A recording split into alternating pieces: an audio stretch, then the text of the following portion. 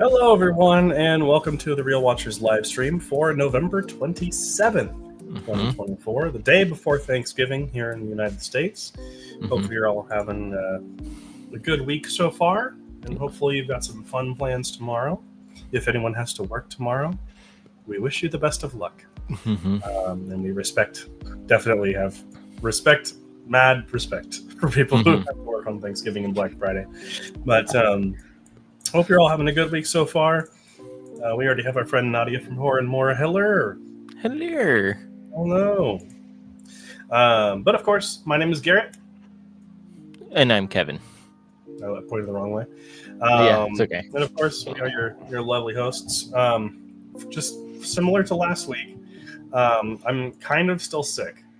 So I'm going to try not to talk as much as normal today. I'm sure most of you will appreciate that. I'm sure you're sick of hearing my voice. No, I'm just kidding. It is a little painful to talk, so I'm going to try and reduce the amount of things that I say. But Kevin, how have you been over the last week? Good, not too bad. Still doing school.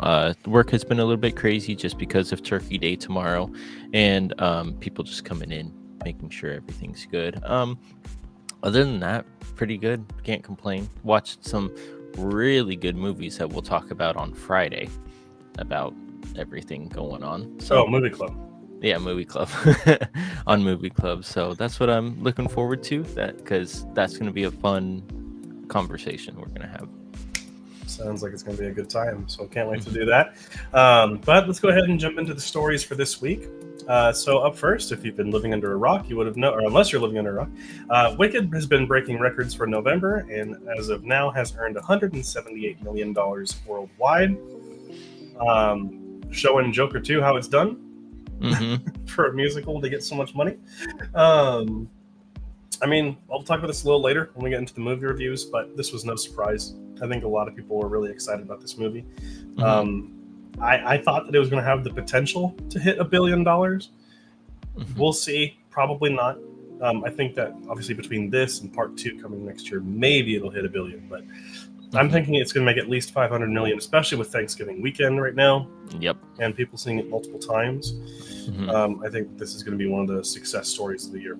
Yeah, and I think next year with part 2 coming out, it would be smart for them to release part 1 and part 2 like a week before or something like that, so people can see part 1 if they didn't and then get go to see see it part before. 2. Exactly, because that would be very good marketing there. Yeah, I'm actually very surprised because a lot of people were kind of doubting this movie about first with its Casting choice and casting and stuff like that. And I wanted to ask, did Adrian go see this yet? I actually don't know. I haven't asked him. Because that's the big one, because he really likes Wicked. He's a right? big fan. Yeah, he has an autograph poster. Yeah.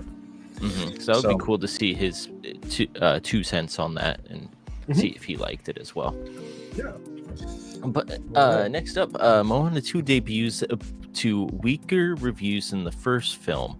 Lower scores cites music and playing it safe as the main character's concerns or critiques. I mean, I don't know. I mean, I haven't seen it yet, so can't say fully of what I think, but I do feel like they needed to take maybe a little bit of a step in the more not cookie cutter in second movie. I feel like, because a lot of Disney's second movies are cookie cutter movies, I feel like. Yeah, I feel like sometimes they feel like they can play it safe because it'll still make money. Moana 2 has already had the highest preview, like highest day before release ticket sales in years for a Disney animated movie. So it'll be successful, but it doesn't have the same composer and songwriter as the first one, which a lot of people are saying is a major downside of this movie. Not that the songs are bad, they're just not the Lin-Manuel Miranda stuff. So yeah, they just don't. Yeah, they're not memorable sometimes. Yeah.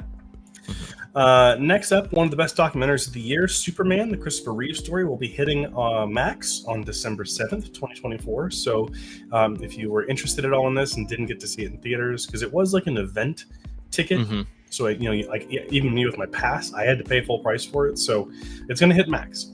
So if you want to watch it, and I think that you should, regardless if you're a fan of the Superman movies or not, it's a very, very well done documentary about a man who went through a whole lot. So very interesting to see. Yeah.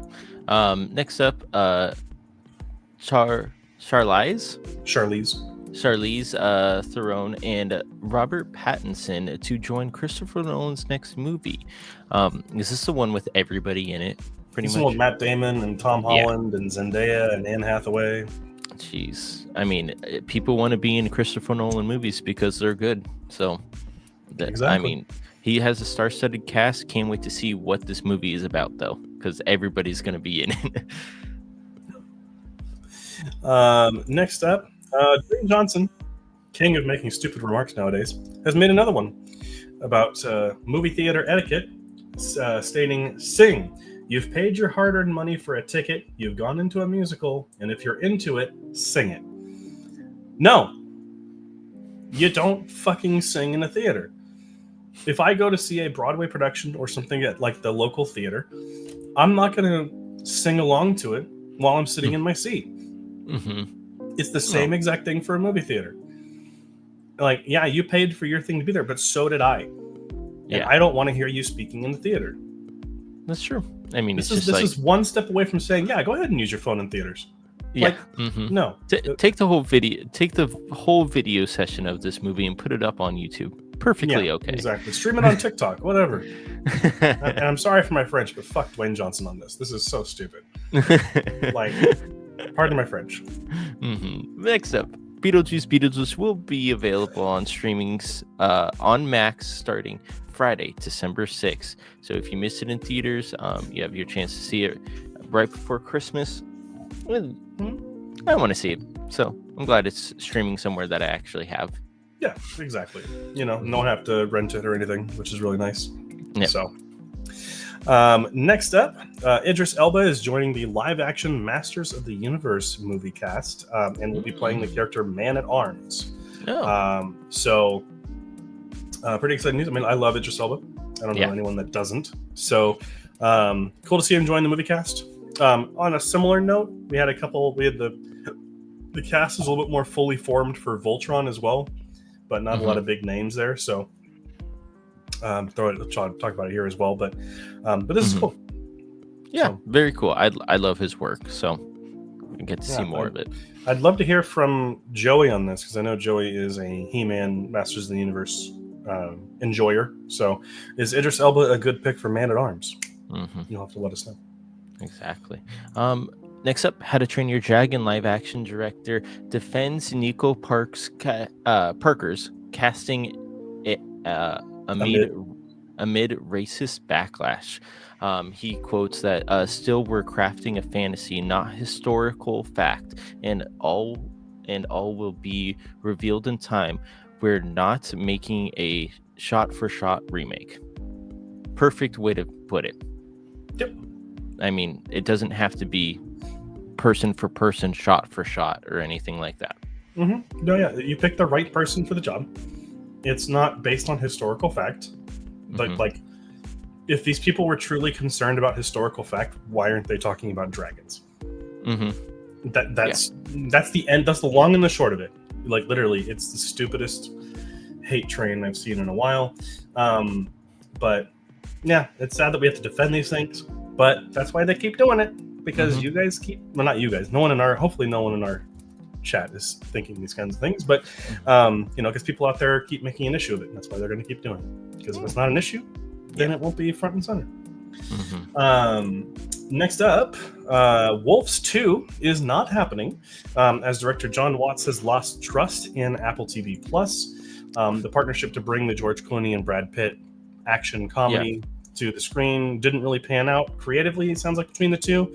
So unfortunately, we're not going to be getting a second one, which I haven't seen the first one yet, so I can't say if it's good or not. But me neither. But with two star-studded casts like that, I don't see why it's not like a decent movie, which it would be nice. But sometimes one movie is good. Doesn't need to be 3 movies in a series or 2 movies in a series. Make one movie perfectly fine, and we'll see what he makes now after Wolves. Next up, Samuel L. Jackson joins new J.J. Abrams movie. I love Sam L. So he can play anything, and I'll be perfectly happy with it. Yeah, joining Glenn Powell and I forget the other actress's name, but this is cool. Hopefully, he's kind of good at playing some villains. Hopefully, he's not playing a villain. Hopefully, he's playing like I don't know, some sort of maybe like a comic relief. We'll see for sure. Alrighty, next up, Lee Isaac Chung has dropped out of the Your Name live action remake, which I forgot this was happening, and I'm sad to see him go. Lee Isaac Chung just directed Twisters, and also directed Minari, which is an Oscar-nominated film, and is actually directing an episode of the upcoming Skeleton Crew Star Wars series. So he's been getting more and more work, which is really good. But it's sad because he said that he was proud of the script for this, but he just didn't feel like that he was the right one to bring it to the screen, which I'm totally, I get it. Like sometimes a project can feel overwhelming, or you make sure that you want to do it right because you really care about the story. And if you don't feel like you're a good fit, then maybe you're, I really appreciate him being honest with that. But what's really interesting is that this is a remake of, in my opinion, one of the best Japanese movies of the last 20 years. And the company that made it originally, Toho, wants the live action one to be set in America, but be the same story. And he said that he kind of felt uncomfortable with making a Japanese movie into an American version. So there is also that as well, which I get as well. But hopefully it gets a director who can bring the story to life, because this is it's a really good movie. If anyone has not seen it, if it's not on our list for movie club, it will be. Oh yeah, we did. Never mind. Yeah, it's a fantastic movie. So yeah, but yeah. Yep. Next up, hold on, I forgot a story in here. Oh, 1 second. Okay. There we go, and there you go. Yep. The Conjuring Last Rites has wrapped up filming. Cool. Love Conjuring films, so see another one get wrapped up. I can't wait for it. Hopefully, comes near spooky season again. Just so we get that spooky vibes going on. It'll probably come end of summer, I think, because it is one of the larger franchises, so they'll probably get it in during the blockbuster season. But hopefully it's better than The Devil Made Me Do It, because that movie was not very good compared to the first. Different take on. But it was also not James Wan, so it was it did not feel like a Conjuring movie. So next up, initial reviews for A Complete Unknown are praising Timothée Chalamet and calling it a potential sleeper Oscar candidate. This is, of course, the Bob Dylan biopic type film that's coming out. From the trailers, I knew that Timothée Chalamet was going to be good. And it's him singing throughout the whole movie, which is really impressive. And I've heard that the cast is also good. So, I mean, hey, more reasons to be excited. Looks like a pretty movie, too. Just beautifully shot. So, very interesting. Last up, but not least, it's your bear, the Paddington. Paddington in Peru has been delayed until February 14th, 2025. It's okay, guys. A month. We're gonna get it. Don't you worry. Okay.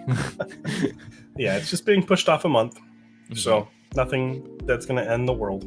So no, they got to get the fur physics right on Paddington. So yeah, it's okay. gotta keep brewing up all that marmalade. And then it'll be fine. But that's it for the stories this week. Not too many. I think we actually had just as many as we did last week. So let's go ahead and get into these here. Hopefully, Cynthia Erivo has learned from making a fool of herself to not jump the gun in the future involving Wicked. Yeah, I get where she was coming from with that poster controversy, or that artwork controversy, but she did walk back her comments and did get in touch with the person and apologized. So I do respect her for that. Like, not a lot of people would do that. But yeah, hopefully, I don't know how much that hurt. It really didn't hurt the box office for that movie. So maybe the Universal will talk to her going forward. But I get where she was coming from with it. Garrett, have you seen Obsessed with Idris Elba? He is really good in it. I have not. Ooh, I don't think I have seen it, but I heard it's pretty good. Obsessed. Oh, okay, yeah. I've heard of this movie, but I have not seen it. Okay, well, if you recommend it, I'll have to check it out at some point, or remember it, and we'll put it on the wheel later. On the wheel. Yeah. Alrighty, next up here. Wouldn't have a problem with the singing if it was in an interactive setting like old Vincent Price movies in theaters. Sure, and they are going to do sing-along showings. So for Wicked specifically, that's fine. Just that's where you can do it. Apparently, there's been fights in theaters over this, which is bullshit. Like, just be respectful of other people, man. Like, come on. See, like, okay, I want to say something. If I was seeing Wicked for the first time, I haven't seen the Broadway play, and I don't know any of the songs. I don't want somebody next to me singing the entire songs, or because that would take away my experience of watching this movie that I have never seen, or the Broadway show that I have never seen. So that's a valid point. It's a really valid point. Thank you for bringing that up. Speaking of Voltron, where's the Gundam movie at? That's been going on since like 2018. Let it cook.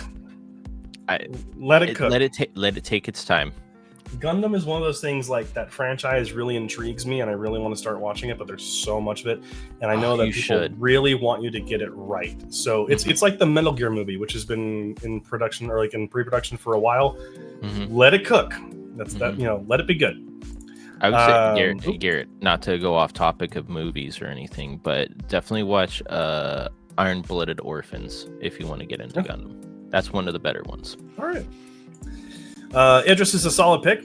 Glad to hear it for the He-Man movie. Your Name was a bit complex when I first watched. Didn't get the twist till the very end. Happened. Yeah, it can be a little complex, but once you understand, it is so good. Yeah, it is one of the most beautifully animated movies. That was on my list, the top 10 beautiful 2D movies. So, yeah, that movie it's very gorgeous, but it's also very complex. Yeah, you kind of have to be paying attention the whole time. Yeah. So, there's a lot of movies and games coming out in February. Oh, okay. Yeah, I think a lot of stuff's just been getting delayed. I think there is a stigma with January. January is where you dump the stuff. Yeah. Yeah, and I don't think they want the marketing to feel like the Paddington is going to come out and just dump it in the theaters. So, but I don't know what other games are coming out in February. I'll have to look. Alrighty, but that's it for the news this week. Let's go ahead and dive into the trailers. Kevin, did anything stand out to you? September 5th looks very interesting, and because I don't know what actually is going on in that. I'm not a historical person, especially with the Olympics, but that looks very, very interesting of what happens on September 5th in Munich. So very, very interested to see what I think about that if I go see it. Sonic the Hedgehog 3 looks really good as well. The first two were really good, so the third one I think is going to be good. Lilo and Stitch live action. It's Lilo and Stitch. I like it. I don't know if I'll go see it in the theaters just because I know what happens and such. Sure. But still, it looks really good though. That's what's awesome about it. But that trailer was a direct homage to the first movie, the original, and I really appreciated that. As for me, I think September 5th looks good as well. Looks like a nice sister movie to the film Munich by Steven Spielberg, which is the same topic but a different point of view. Okay. I would say for me, Wallace and Gromit: Vengeance Most Foul. I cannot wait for that. That'll be on Netflix, I think, in January. And it's a direct sequel to The Wrong Trousers with the Feathers McGraw, the penguin who's a rooster type thing. So can't wait for that. I think Elio looks interesting at the very least. Was that the Pixar movie? Yep, it's the new original Pixar movie. I totally forgot it was even coming I forgot out. It existed too. No, I'm just kidding. I knew it existed, but I just didn't know why. I feel like it was getting pushed off. But after Inside Out 2, I want to see something original from them. Okay. And it looks like it'll be pretty fun.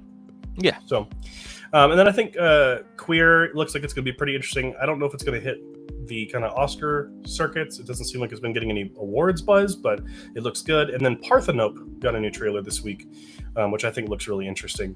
And then finally, interesting, Under the Crystal Sky is a UFO movie set in the 1600s. Based on an actual sighting that took place in 1521 or something. That's weird. So pretty interesting. Yeah. But that's it for the trailers for this week. Let's go ahead and see here. I want less human interaction, except for Robotnik in Sonic 3. The wedding part in Sonic 2 took me out of it. Yeah, I mean that was at the end though, so the action scenes were really cool. Yeah, you haven't seen it yet. I haven't seen any of them, no. Oh, okay. I'll Yeah, probably I watch mean, the two of them before the new one. yeah, I mean the wedding scene was very predictable about what was happening, but yeah, it does kind of take you out of it a little bit. But hopefully, again, they can learn from their mistakes. Absolutely. All right, let's go ahead and get into the. We also have to remember this is a kids movie, so yeah, it's true. Yeah. All right, box let's office. go ahead. Box office. Here we go. Wicked coming in with 112.5 million. Gladiator 2 coming in with 55. Very good second runner up, especially for the movies. That's what 167 million just in those two movies. For those two? Yeah. I haven't seen the theaters that busy since Barbenheimer, I think, or Dune 2. Yeah, which is really cool. And then Red 1 with 13.2, and it's Bonahue. We said it. I think it's Bonhoeffer. Bonhoeffer, Pastor Spy, Assassin with 5 million, and then Venom: The Last Dance still hanging in there with 3.5 million. Yeah, nothing too surprising here except for Bonhoeffer. I mean, it's by Angel Studios. You know, they have an audience that they make movies for, and those audiences, I mean, as you know, like it or not, they do want movies that cater to them. So it's like, go ahead and do it. So that's the only surprise, really. I mean, Wicked taking number 1 is not a surprise at all. Nope. I'm amazed Red 1 didn't drop off faster. Yeah. I did see Red 1 over the last week, which I'll talk about in a minute here. I was the only person in the theater. So I don't know why it's at 13 million. So, alrighty. But that's it for the box office this week. Let's go ahead and talk about the movies that are coming out this weekend. And up first, it's already out, but we kind of more people will have the weekend off because of Thanksgiving. So first up is Moana 2. After receiving an unexpected call from her wayfinding ancestors, Moana must journey to the far seas of Oceania. I don't know how you say it, Oceania, and into dangerous, long-lost waters for an adventure unlike anything she's ever faced. It's got pretty middle-of-the-road reviews right now with the 57 on Metacritic. So, if you want to go see it, you're going to go see it. If you're not, then you're not. But what is cool is that they did make history. This film does deal with, like, Maori culture a little bit, like New Zealand Maori. And this is the first film that will have a Maori language version premiere alongside the English one. Very cool. So, which is very awesome. It's like the Prey when that had the... I forget which language it was, but it was the indigenous people's language. Yeah. But next up is Heavier Trip. This is a sequel to Heavy Trip, and I get to say this on stream. Impaled Rectum, which is a band, is in jail, but must escape when the guitarist's father falls ill and their family home/business faces demolition. They receive an offer to play a major metal festival, but decline due to being imprisoned and unprepared. This is kind of like a metal comedy. I haven't actually heard anything about the first one, Heavy Trip, but I am a metalhead, so I'll probably have to check it out. I am actually kind of looking forward to this because the metal band Baby Metal is actually in this for a little bit. Oh, okay. So, and they actually have a concert moving on later this year too. So, just to let you know, heavy is it Heavier Trip? Oh, I put Heavy Trip movie. Heavy Trip is on Tubi. Well, there you go. I'll have to check it out. All right, up next is La Cocina. In the heart of a bustling Times Square kitchen, dreams and desperation collide as the staff each chase the elusive American dream. This one looks like it's going to be mostly in black and white, so pretty interesting. Really the only big name in the cast is Rooney Mara. So, and lastly is My Sweet Land, a new documentary coming out. For 11-year-old Vrej, life in his homeland, Artsakh, is like a paradise. But when war starts again, can he carry a nation's hopes on his young shoulders? So that is an upcoming documentary. If anything sounds like it stands out to you, check it out. Or look at the trailers. Kind of think for yourself. So, but that's going to be it for the scheduled stuff this week. So let's go ahead and dive into those movies that we watched over the course of the last week. Now, there's quite a disparity in how many movies I watched compared to how many Kevin watched. Yep. So, let's see, how many do I have here? 1, 2, 3, 4, 5, 6, 7. I can split you in the middle, pretty much. Sure. So I'll do 4, you do 1, then I'll do 3. How's that? I have 7. Oh, so. yeah, you do. Yeah. Okay, yeah. Almost split down the middle. All right. So let's go ahead. We actually have a comment. We'll get to that first here. The amount is Cocina. The Is movie. it Cocina? Yeah. I thought it was Cochina. No, that's just my mispronunciation. I'm sorry. My bad. Which means dirty girl. I mean, hey, I'll take a La Cochina anytime then. No, I'm just kidding. Oh my god. No, that's literally just I didn't know that's how that was pronounced. That's my okay. apologies. Thank you for letting me know that. All right, first movie I watched this week was A Real Pain. I was not expecting to like this as much as I did. Jesse Eisenberg's first directing job on a film, as far as I know. You're seeing this for the performances. Jesse Eisenberg is fantastic in this movie, but Kieran Culkin is simply incredible and will most likely and deservedly get the nomination for Best Supporting Actor for the Oscar. Really, really good film. It's paced very well. It never feels rushed or too slow. I was expecting a little bit more from how the film was going to end. I wasn't too satisfied with the ending of the movie, but it doesn't feel like an awards grab. It just feels like a true from-the-heart story, which I really appreciated, and it's a very sweet film. So if you're looking for something, it's in theaters right now. It's like an hour and a half, and it's if you're looking for something with a good performances in it, that's the way to go. Likewise, is Anora, which I also saw in theaters this week. This is now my number 1 movie of the year, right above Longlegs. Mikey Madison is flawless in this movie. For those of you who don't know, Mikey Madison was in Scream 5. That was kind of where she got her major start, but this is where she's going to win an Oscar. She is the front runner for Best Actress, and I wholeheartedly agree with it. She is absolutely incredible. In some ways, she feels like Adam Sandler in Uncut Gems, which Kevin knows what I mean by that. The supporting cast is also really good as well. Specifically, the guy who plays her husband, and one of the goons is really fantastic. The story here is also just really something special. It starts out with like a romance with a little bit of a comedy edge to it, then it becomes a drama that still has a comedy through it with a little bit of a thriller aspect to it. It's a lot funnier than I was expecting it to be. It was literally like watching a romance dramedy, but then some of the characters are like Disney villain goons where they just are bumbling and kind of morons. This is one of the best movies of the year so far. So if you have a chance to go see it, I would highly recommend it. Or if you're not, then watch it at home before the Oscars, because it'll probably make some waves there. Alrighty. Next up is Gladiator 2. In my opinion, probably one of the most disappointing movies of the year. Now, just to be open and honest, we've covered Gladiator 1 on Movie Club. I'm not the biggest fan of it. I think it's a good movie, but I don't think it's great. This movie is not as good. The entire first half of this movie is a retread, like almost shot for shot of the first movie. And then once it gets out of that first half, it gets better. The cast is a mixed bag. I do pity Paul Mescal for having to be in this movie, because I feel like he's not given nearly as much as Russell Crowe, and I don't think he's nearly as charismatic as Russell Crowe is.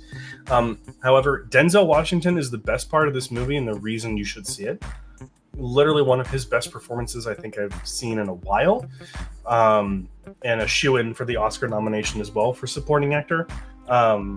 It's just an okay film. It falters a bit in its ending, and its first half just is not very good, but there are some nuggets of goodness in there. And if you're a fan of the first movie, you will get a lot out of this one. That's all I'll say. Okay. All right, and last one before I hand it over to Kevin is a 2023 Japanese movie called Evil Does Not Exist. This was literally, I watched this right after watching Gladiator 2 in theaters, and this was an experience after that. Gladiator 2 is a loud and boisterous film. Evil Does Not Exist is meditative and quiet and contemplative, a fable about nature itself. Not a lot of you are probably going to like this movie. I didn't think I was going to really love it like I actually did. But the entire cast is fantastic. The score is just breathtaking through this entire movie. And the meaning, the reasoning for why it exists and tells its story is something special. And not something I've seen in movies really in a while. So if you have a chance to see this, it's on Criterion Channel. It's like the exclusive place where you can stream it. It's like an hour 40. It's really short for a movie. And it's not for everyone, but it is a brilliant movie, in my opinion. Nice. All right. Well, I'll take the reins for the next one. Nice and simple. Airplane. This movie, the comedy, is absolutely funny. Slapstick comedy. Just stupid stuff that makes you smile when they do.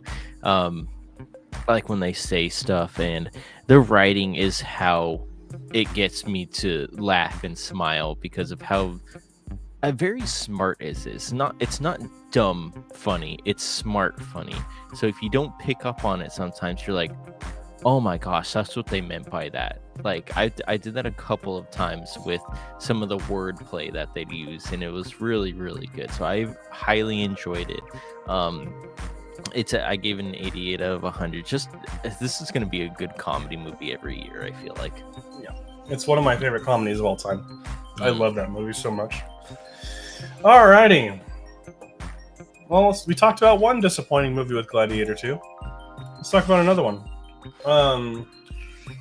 Now, it's not as bad as I was expecting it to be. It's still bad. But it's fascinating. I have never seen a movie. This should be a documentary, because it's a documentary on how to waste $250 million. Because that's how much it cost. And it doesn't look like it. I'm guaranteeing that all that money went to Dwayne Johnson. I'm just calling it right now. Like, it looks cheap. It doesn't feel sincere, and it has a major crisis with who it's made for. There's a lot of cursing in this movie. There's a lot of, like, really? Chris Evans checking up babes in bikinis. Like, it's not a kids movie. I wouldn't even call it a family movie. It's more like a Marvel movie in terms of like content. And that's what they're trying to do. They're trying to build a Marvel movie around like mythical creatures and stuff, and it just does not work. The performances are okay, but Dwayne Johnson is the worst here. He's just himself, and I am so tired of just watching him be himself and not like taking the acting role seriously. It's really, really annoying. I'm really looking forward to his A24 movie where he plays a wrestler or a boxer. He's like unrecognizable in that. So, I have some hope, but this movie is just painfully mid, and it feels like such a waste of money. It's just really, really, really odd. Up after that was Wicked. Went and saw this with my mom because she's a huge fan of the original production. Hey, Elphaba defies gravity in this movie, and the movie defied my expectations. So it reminded me of the glory days of Hollywood musicals, even though it's more of a Broadway musical and less of a film one.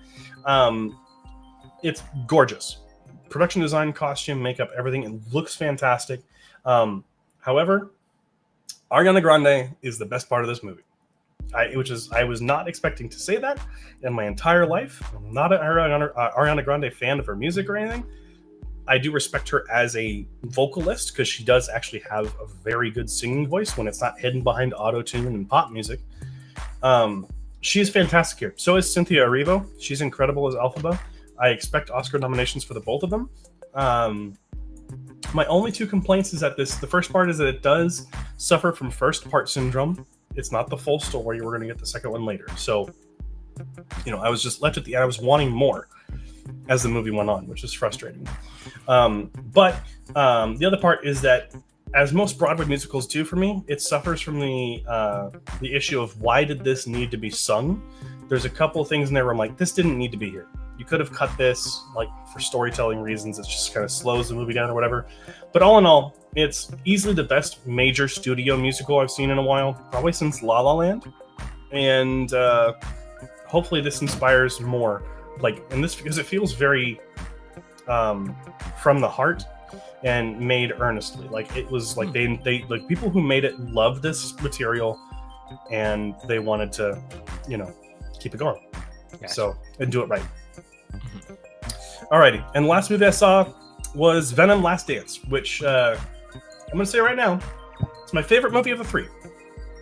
It's still not great, but it's my favorite. Tom Hardy is the best part. He and Venom proved that they are the best parts of the trilogy, and their relationship it's crucial to this movie. And I would say this movie is actually kind of emotional. It does get you a little bit in the end. However, all the side characters just add nothing, and they don't give them enough time to grow. They just do nothing for the movie. So yeah, it's just, it's really frustrating. But it's not as bad as I thought. It's not particularly great, but it is probably my favorite of the three. It's the most enjoyable of the three for sure. I would rewatch this more than the other two. Who is the villain in this movie?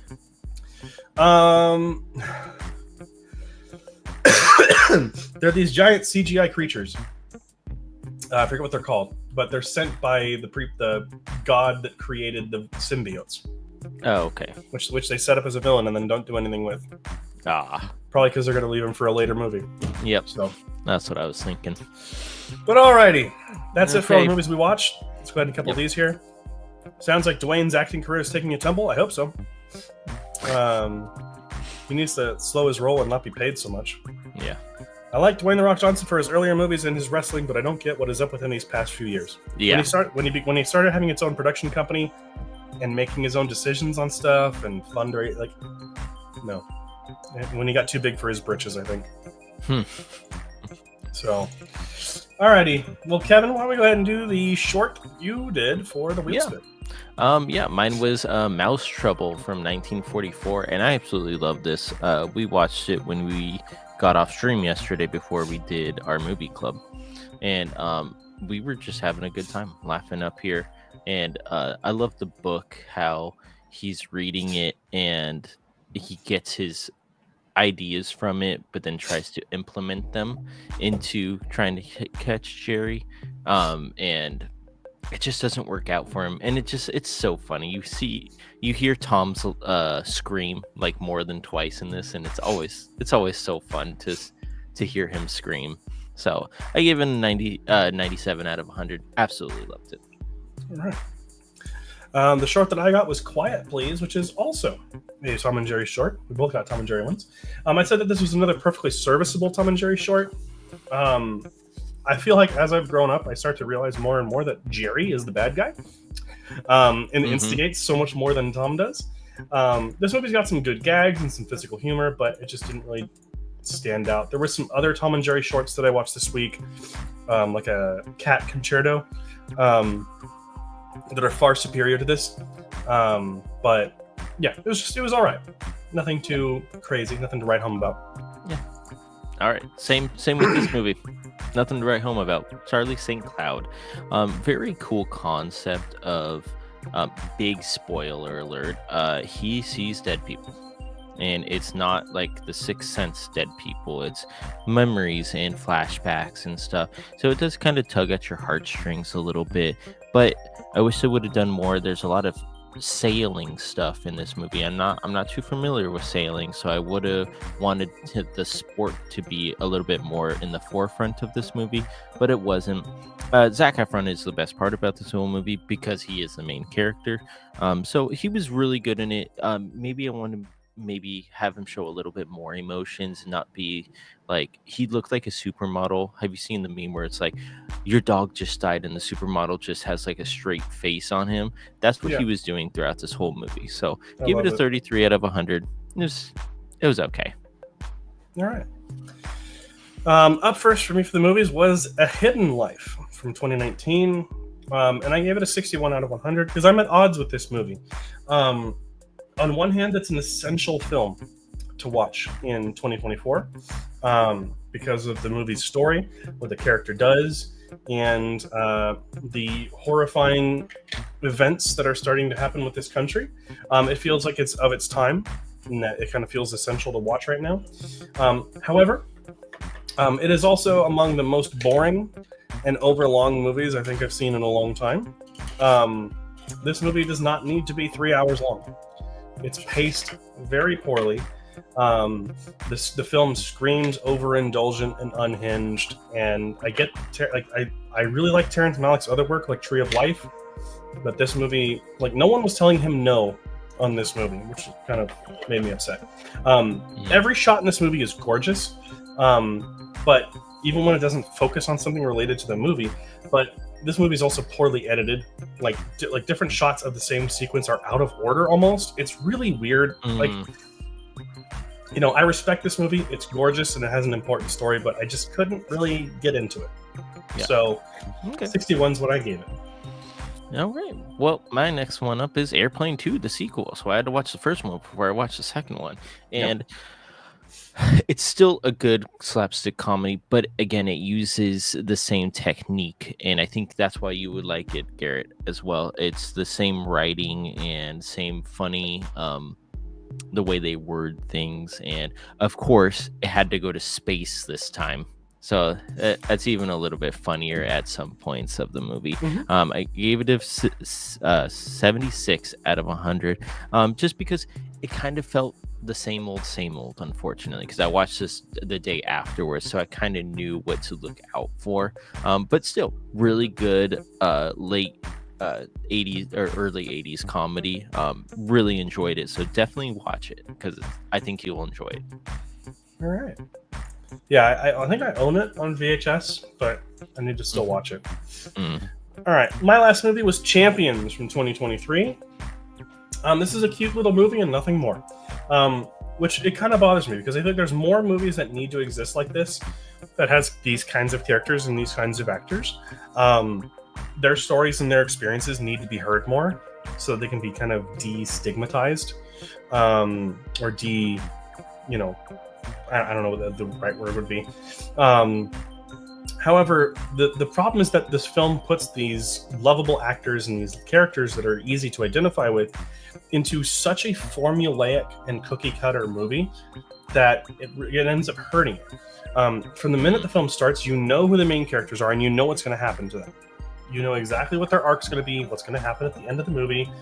It's become painfully by the books. It's unimaginative, it's dull, and it's predictable. But what makes this movie good is its cast. Woody Harrelson is great in this movie.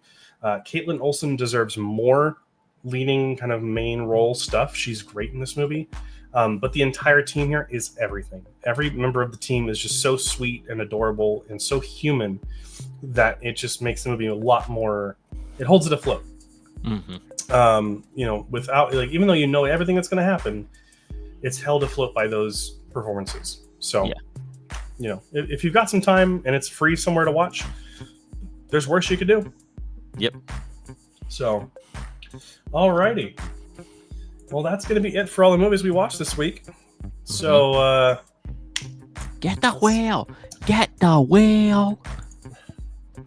Well, when you put it that way, I guess I gotta bring it up. But it's now time for the Wheel of Fate. So if anyone has any movies that they would like to throw into the wheel, go ahead and let us know. I know Nadia is going to want to add Obsessed. So I'll go ahead and type that in for you, Nadia. Alrighty. Does anyone else have any other movies for the wheel? We'll give it a couple minutes here. Oh, excuse me. Alrighty. Wow, quite a few from Nadia. I am all over this. Yeah, I want to see. So Nadia says Wrong Turn, the first one. Which I watched the fourth one. So Woman of the Hour for me specifically. I don't know. Did you watch it? I think so. Let me see. I didn't see anything on your letterbox, but anything wrong with the children? Yeah. I watched some of it. So. Oh, okay.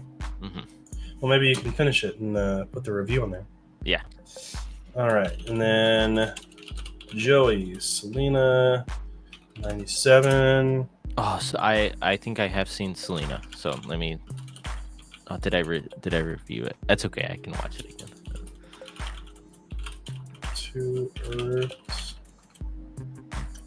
Under Siege from 92. Okay. Awesome. Good stuff. Good stuff. We'll give it another minute here. Oh, Rhapsody Rabbit, yeah.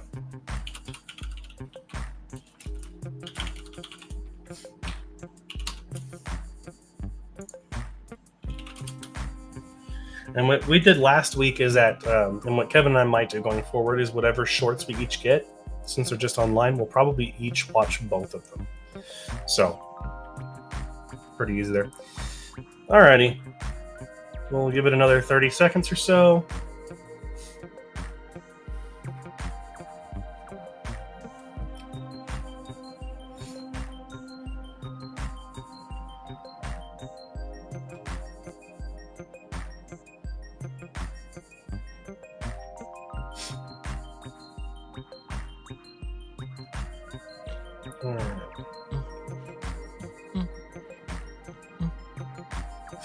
Alrighty.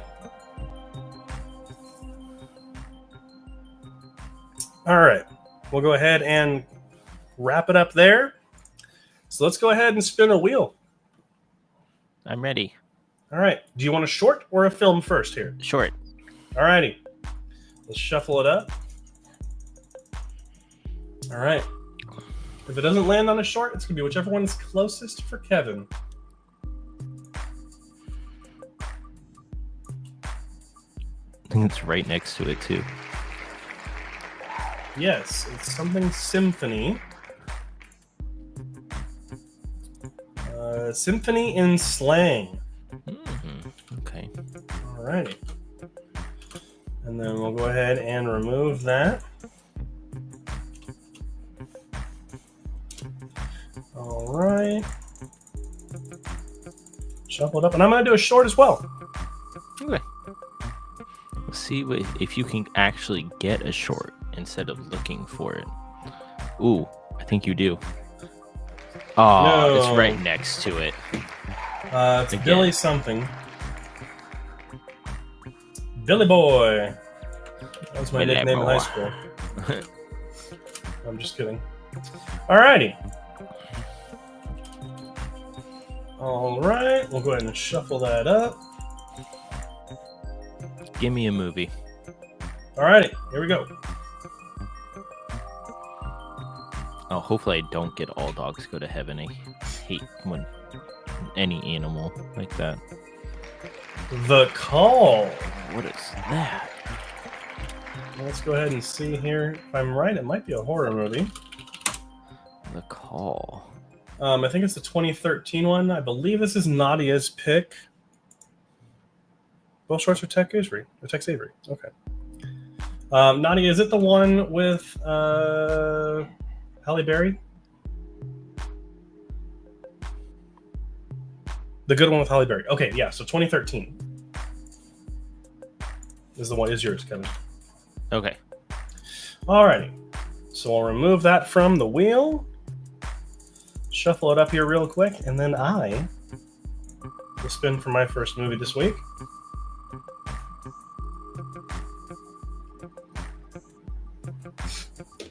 All right. Oh. Okay. I wasn't ready for this. But actually, I'll throw it up here. What do you want me to pick? Like an action movie?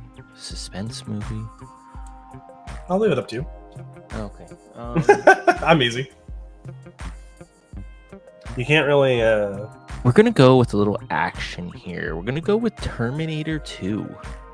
I've already seen it. Damn it. You see?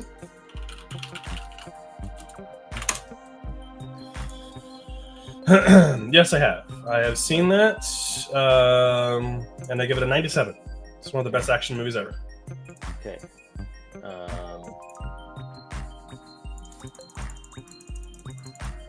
I just found Lord of the Rings on my poster. I have to scratch that off. Yep. Yeah, you do.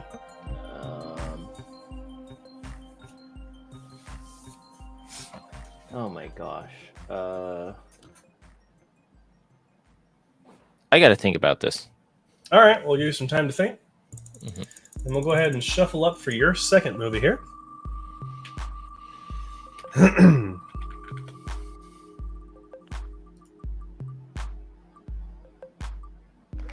Serenity. I have your movie. Okay.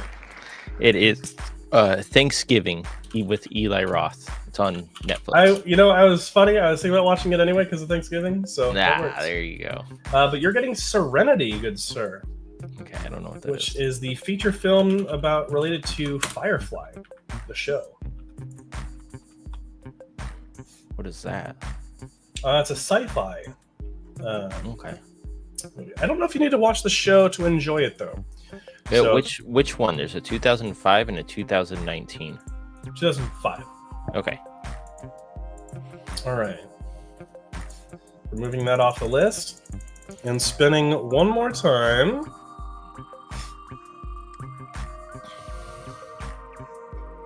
This is my movie. Halloween 4.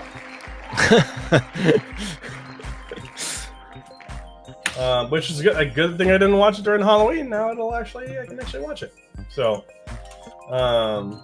where is it? Let's see here. Halloween 4 is on Shudder. Okay, cool. So I'll be able to watch it there. Alrighty. Sweet. Well, that's it for the wheel this week. So let me stop sharing the screen here. So Kevin will be watching the short Symphony in Slang. We'll be watching the 2013 The Call with Halle Berry and the film Serenity, which is the sequel series or based off of Firefly, or sequel movie, to the show. As for me, I'll be watching the short Billy Boy, then Thanksgiving, the horror slasher movie based around the holiday, and Halloween 4. So I've got a slasher week this week. So, but with that, that'll be the end of the show. Got a couple comments here. Good one with Halle Berry. Fox Pixar, I do enjoy Airplane 2 the sequel. So did Kevin. Good.